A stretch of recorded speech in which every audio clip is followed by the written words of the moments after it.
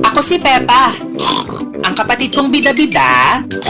Ang nanay kong chismosa. At ang lasinggero kong ama. Peppa Pig!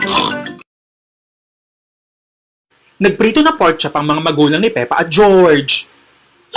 Luto na ang almusal!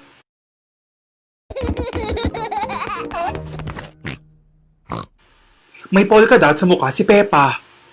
Inay, ang sama ng pakiramdam ko. Ay, Peppa, mukhang mamamatay ka na. Gago ka, Mami. Tawagan natin ang panot na oso.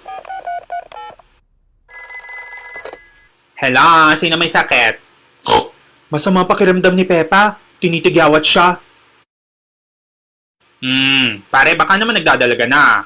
Punta ko dyan. Pumunta ang doktor na oso para i-check si Peppa.